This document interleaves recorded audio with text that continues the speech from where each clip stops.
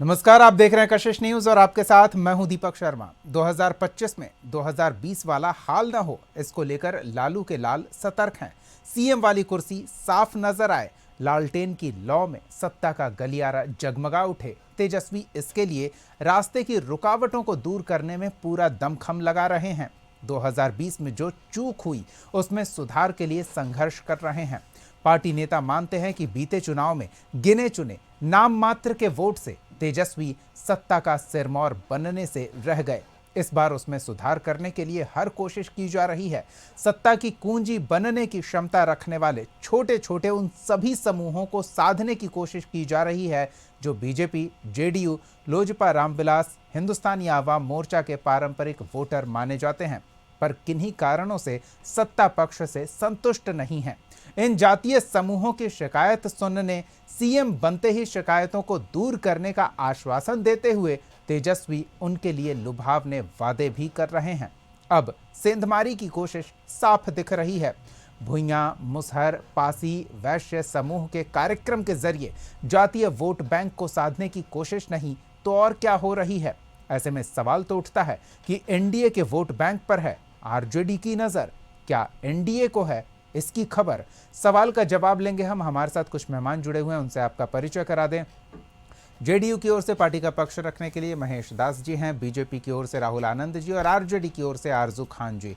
सबसे पहले तो आरजू जी, ए टू जेड की पार्टी होने का तेजस्वी यादव दावा करने लगे हैं बीते लोकसभा चुनाव के बाद से, लेकिन अलग अलग जातीय समूहों को लक्षित करते हुए कार्यक्रमों में शामिल हो रहे हैं, अलग अलग समूहों की शिकायतें सुन रहे हैं, उनके लिए विशेष रूप से जो उन समूहों को लाभान्वित करे ऐसे वादे कर रहे हैं। तो फिर ये जातीय पार्टी नहीं मानी जाए तो और क्या मानी जाए? नहीं, आपने कहीं ना कहीं बिहार के मुद्दों को दरकिनार कर दिया।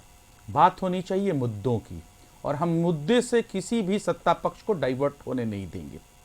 मुद्दे की बात इसलिए, जो भुइयां, मजदूर, दलित, पिछड़े, वंचित, सबकी जो आप बात कर रहे थे, अकलियत की जो बात कर रहे थे, सबसे बड़ा सवाल यह है कि इस एनडीए के शासन सत्ता में 65,000 बिहार प्रदेश वासियों के मजदूरों का मर्डर क्यों हो गया, हत्याएं क्यों हुई?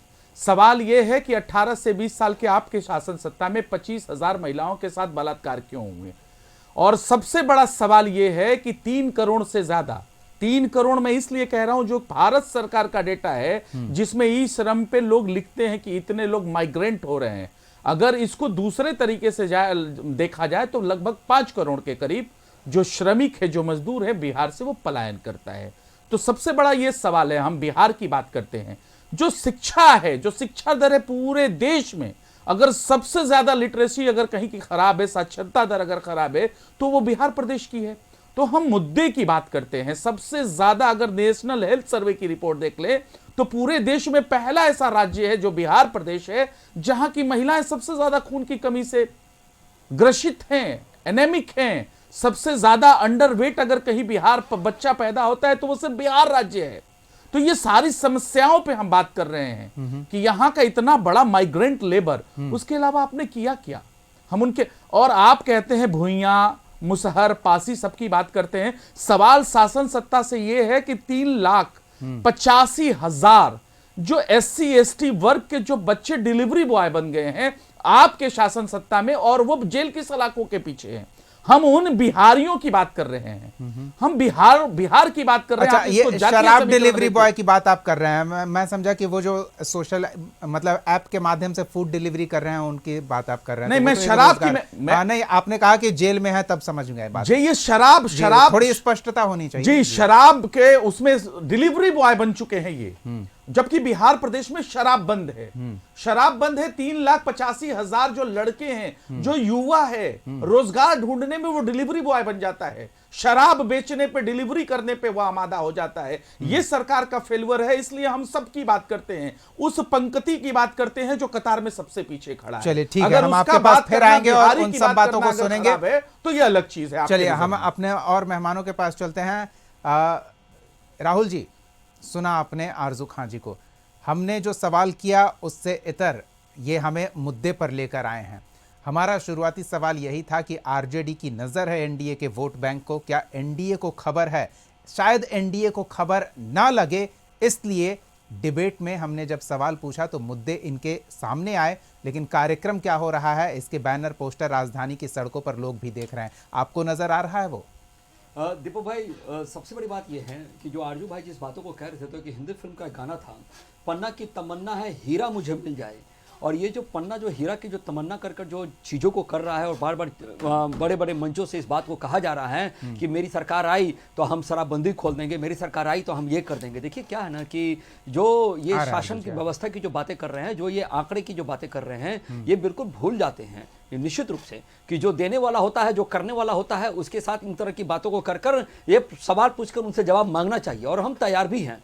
और अगर नजरें देखेंगे तो नज़ारे बदले हुए जरूर नजर आएंगे, इस बात की मैं गारंटी देता हूं। लेकिन चीजें ऐसी हैं कि यहां पे महाभारत के धृतराष्ट्र को, दुर्योधन को स्थापित करने के लिए पुत्र मोह में एक ऐसे लड़के को बैठाने की कोशिश की जा रही है जो इस सत्ता का सुख भोगने लायक है ही नहीं। वो क्या कर रहा है, वो ऐसी चीजों को लेकर आ रहा है। थोड़ी देर पहले आरजू भाई बहुत अच्छी बात कर रहे थे कि शराबबंदी है। शायद आरजू भाई आप इस प्रश्न का उत्तर दे पाइएगा, अगर है तो जरूर दीजिए। अभी कुछ दिन पहले एक शक्ति यादव जी का एक वीडियो वायरल हुआ था जिसमें शक्ति यादव जी अर्धनग्न व्यवस्था में शराब पी रहे थे और चीजें सबके सामने प्रकाशित हुई थी।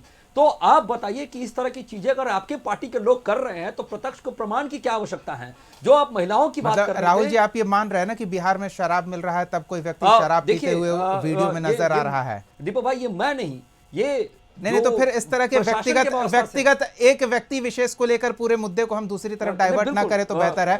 अगर वायरल वीडियो है तो वो उनका व्यक्तिगत मामला है, सरकार अपने कार्रवाई कर रही होगी, कानून सम्मत व्यवस्था हो रही होगी। एक व्यक्ति विशेष को लेकर हम इस तरह से नहीं करें। हम बस ये समझना चाह रहे हैं ना कि आपको दिख रहा है कि आपके वोटर्स जो हैं उन पर ये जाल डाल रहे हैं।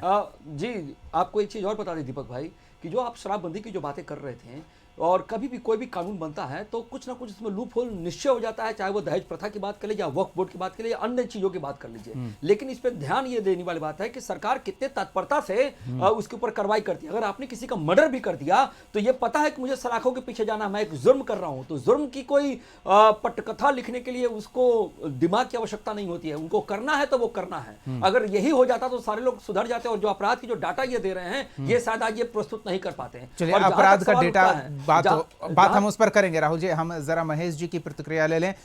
महेश जी, क्या आपको नजर आ रहा है कि जो समूह आपका पारंपरिक वोट बैंक कहा जाता है, माना जाता है, उस समूह पर आरजेडी की नजर है, आपसे कुछ असंतुष्टि है तो उन्हें अपने साथ लाने की कोशिशें हो रही है, समूह विशेष से संबंधित जातीय कार्यक्रम आयोजित हो रहे हैं, क्या आपको नहीं लग रहा है कि आपके वोट बैंक छिटक जाएंगे?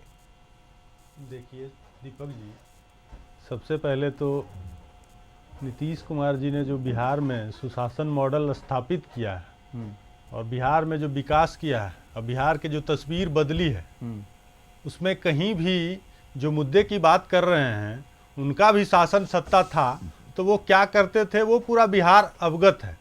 और बिहार में जो वोट बैंक की राजनीति तेजस्वी यादव जी करना चाह रहे हैं, और ये आरजू भाई कह रहे थे कि दलित और ये क्या क्या हो गए, तो शराब कंपनियों से जो चंदा लेता हो तो शराब चालू करवाने का पैरवी तो करवे करेंगे ये। और ये कल तेजस्वी यादव जी कह रहे थे एसके मेमोरियल हॉल में, तो आप समझिए कि इन लोगों का नजरिया सिर्फ बिहार को डेवलपमेंट के रास्ते पे ले जाने का नहीं है।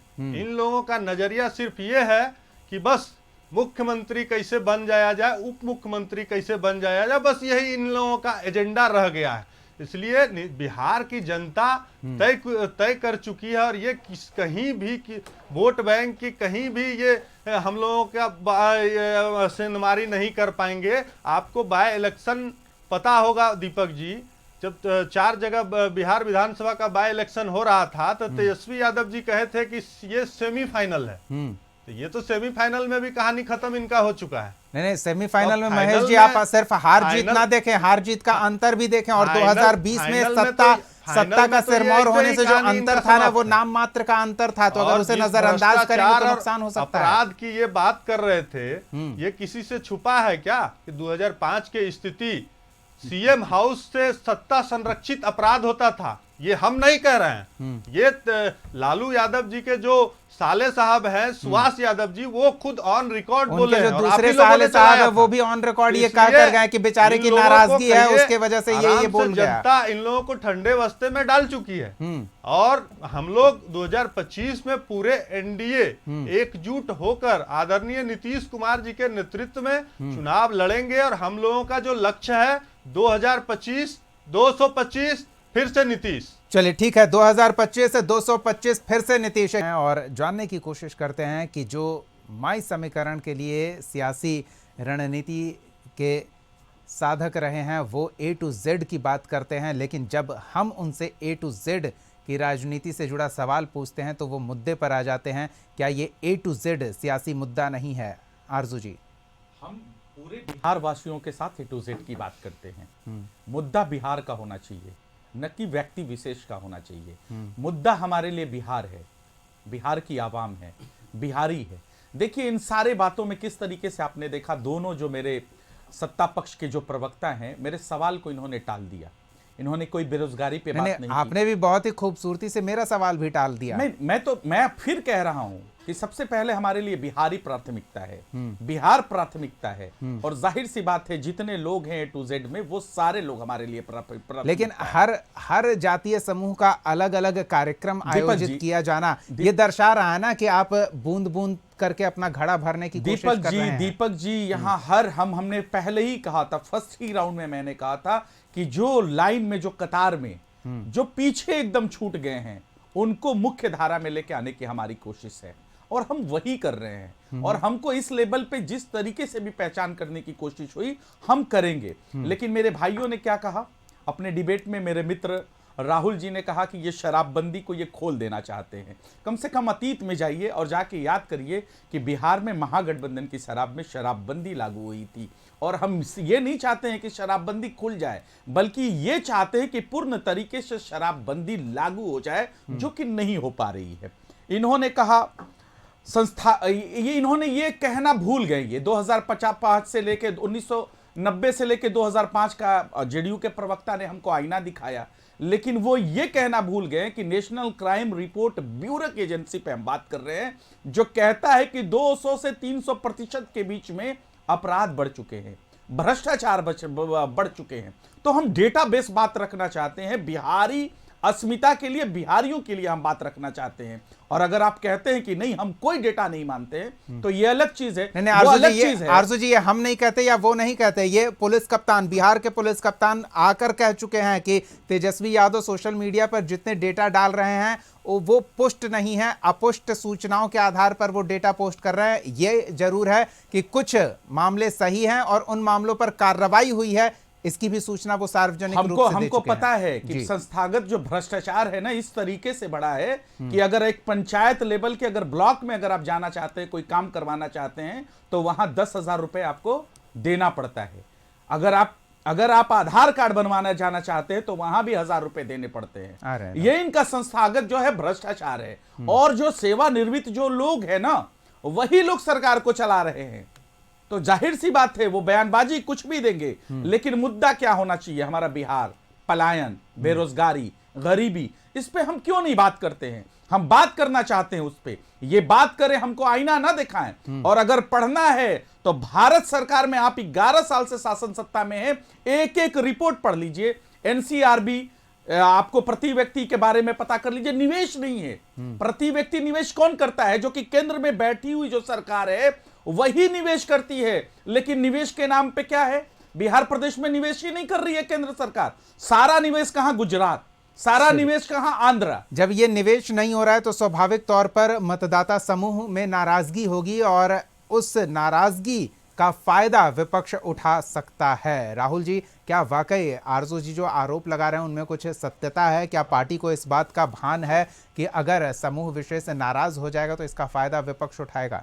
देखो भाई, मुझे कुछ समय दीजिएगा, इनके सारे प्रश्न को उत्तर देता हूँ। बिल्कुल। देखिए, एक हिंदी फिल्म का एक बहुत पुराना गाना है, मिलो ना तुम तो हम घबराएं, मिलो तो आंख चुराएं, हमें क्या हो गया है। ये स्थिति महागठबंधन के लोगों की है। 2014 के बाद 2014 के बाद राहुल जी, एक छोटा सा कमेंट, 2014 के बाद जो है ना, देश की सरकार सिर्फ फिल्मों को ही प्रमोट कर रही है। मैं बताता हूँ सिर्फ 2014 के बाद जो जो प्रदेश की सरकार है और जो केंद्र में सत्ता में बैठे हुए लोग हैं, सिर्फ फिल्म को ही प्रमोट कर रहे हैं। इसलिए सिर्फ आपको फिल्मी गाने ही अच्छे लगेंगे, उससे निकल ही नहीं पाइएगा। 2 घंटे के फिल्मों से ज्यादा आप बाहर नहीं निकल पाएंगे। सही, आपको फिल्म से बाहर निकल के आपको कुछ आंकड़े का भी दर्शन करा देते हैं। अरे वही तो बोले, आपके फाइलों में मौसम गुलाबी है, दीपक भाई, लेकिन आप ही का डेटा कहता है कि बिहार हर चीजों में पिछड़ेपन में अव्वल नंबर पे है। 2005 से इसके जिम्मेदार कौन है अर्जु भाई? पहले आप ही की सरकार थी जो सबसे बड़ी जिम्मेदार थी। खैर उस पे नहीं जाते हैं। किस चीज की जिम्मेदार थी? 2005 से सुनिए, किस चीज की जिम्मेदार थी? आप सुनिएगा तो, बताइए। नौकरियों की बात कर लेते हैं। 2005 से 2025 तक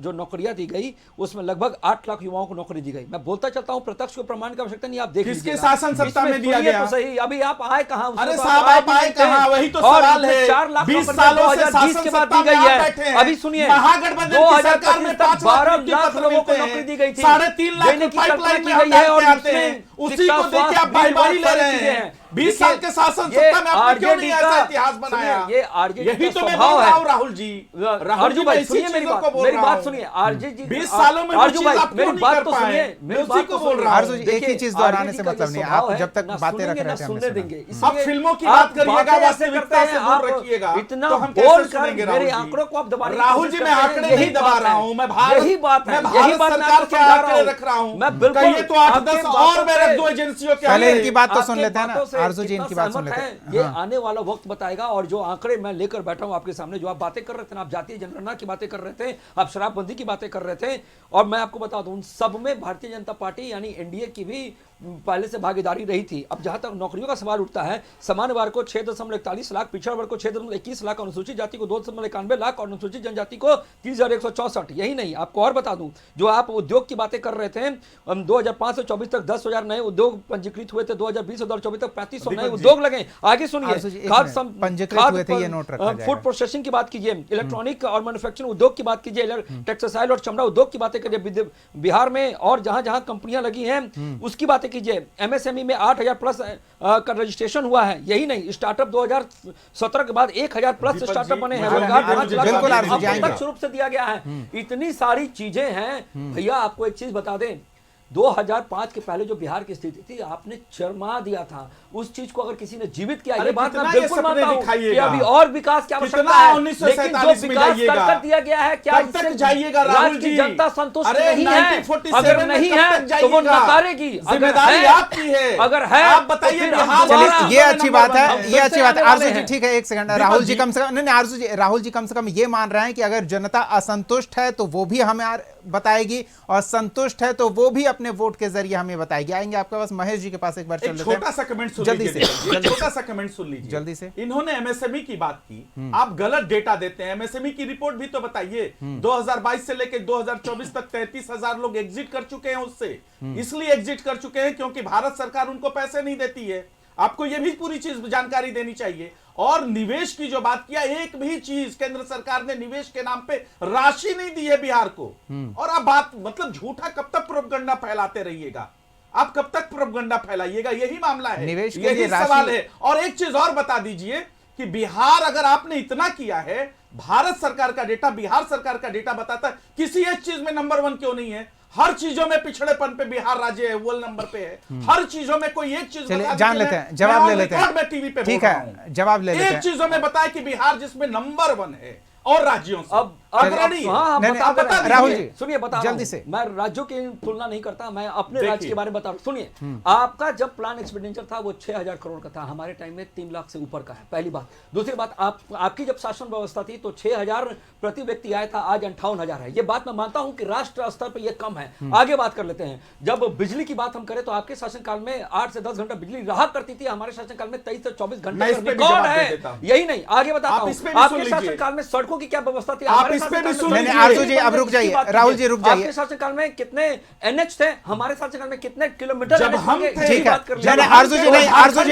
ऐसे नहीं है चलेगा। नहीं, नहीं, राहुल जी ठीक है, हो गया। होती थी कि वर्ल्ड बैंक से आप राहुल पैसा जी ठीक लीजिए। है, हो गया। आज आरजू आप जी वर्ल्ड बैंक हो से गया। पैसा लेते नहीं, हैं। नहीं, नहीं सुनेंगे। एक बिहारी 29,000 रुपए कर्ज में डूबा हुआ है, ये भी चीज आप ठीक है राहुल जी, हो गया। आरजू जी हो गया। प्रति महेश व्यक्ति जी से 29,000 महेश जी से में जान डूबा लेते हुआ हैं। है। महेश जी, आपने दोनों की बातें सुनी। एक चीज राहुल जी ने जो साफगोई से कह दिया है, आपके सहयोगी हैं सत्ता में, कि अगर जनता संतुष्ट होगी तो वो भी हमें बता देगी वोट के जरिए, असंतुष्ट होगी तो वो भी हमें बता देगी। अगर वाकई जनता असंतुष्ट है तो उस असंतुष्टि को दूर करने की कोशिश क्यों नहीं की जा रही है, क्योंकि इसका फायदा आपका विरोधी खेमा उठाता दिख रहा है। इस तरह के कार्यक्रमों को लेकर आपने एसके माहौल वाला कार्यक्रम का जिक्र किया, पासी समाज को वो अपनी तरफ लाने की कोशिश कर रहे हैं। उससे पहले अलग अलग जातीय समूहों के कार्यक्रम को आयोजित करके सत्ता के प्रति असंतुष्टि का हवा को लेकर अपने नाव खेने की कोशिश करते दिख रहे हैं। क्या वो नजर आ रहा है?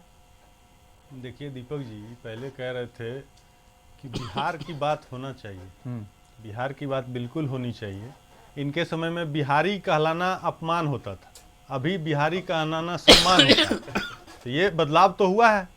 उसके बाद ये रोजगार और क्या क्या पे बात कर रहे थे, अपराध पे तो क्या क्या पे बात कर रहे थे।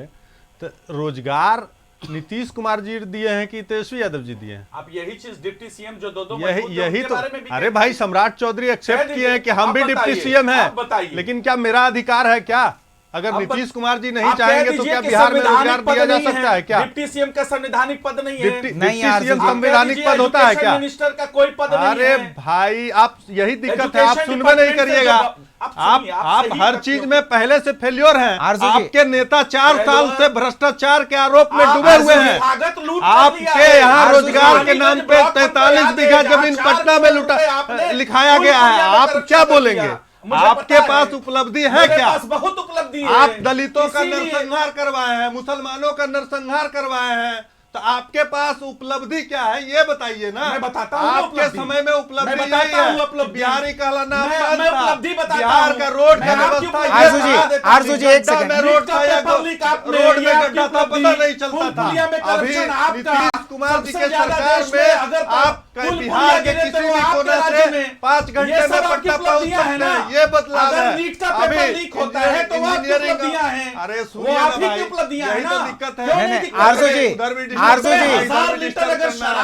जी जनता तय कर चुकी है आपको, इसीलिए जनता पहले तय कर चुकी है कि आपको ठंडे बस्ता में भेज चुकी है। आप ठंडे बस्ता में रहिएगा तो ये हम लोगों की सरकार फिर से बनेगी। उपलब्धि को मानिए, आप इस उपलब्धि को नहीं, आप उनकी उपलब्धि नहीं मान रहे हैं। आप कह रहे हैं कि आप उनकी उपलब्धि क्या है भाई, ये भी बता दीजिए। आरजू जी, आरजू जी,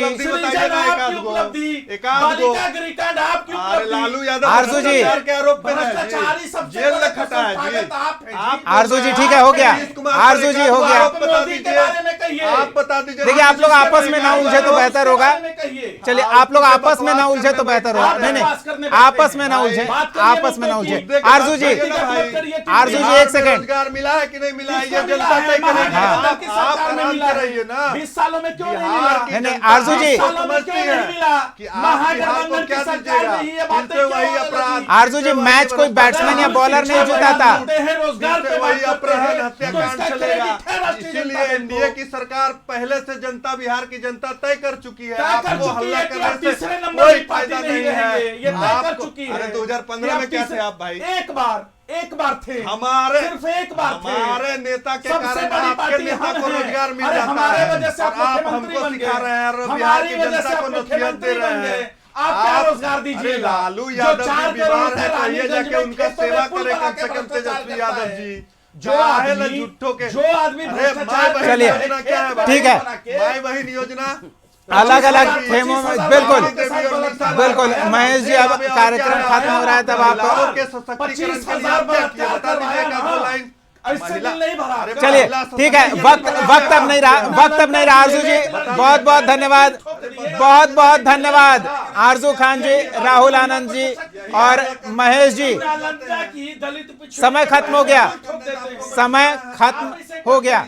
बहुत बहुत धन्यवाद आप तीनों का इस कार्यक्रम में आने के लिए, इस विषय पर अपनी बात हमारे साथ साझा करने के लिए बहुत बहुत धन्यवाद। देखिए, दिलचस्प स्थिति है, हम बात मुद्दों की कर रहे हैं तो मुद्दे नहीं जातीय समीकरण आ जा रहे हैं, जब हम बात जातीय समीकरण की कर रहे हैं तो मुद्दों का हवाला दिया जा रहा है। यानी कि साफ तौर पर जो रणनीति है विभिन्न खेमों की, उस रणनीति का खुलासा जनता के सामने ना हो और अंदर खाने, एक अंडर करंट बनाने की कोशिश दोनों खेमों में चल रही है। दोनों एक दूसरे को मात देने की कोशिश करते दिख रहे हैं, लेकिन जब फैसला जनता सुनाएगी तब पता चलेगा कि किससे संतुष्ट है और किससे असंतुष्ट है।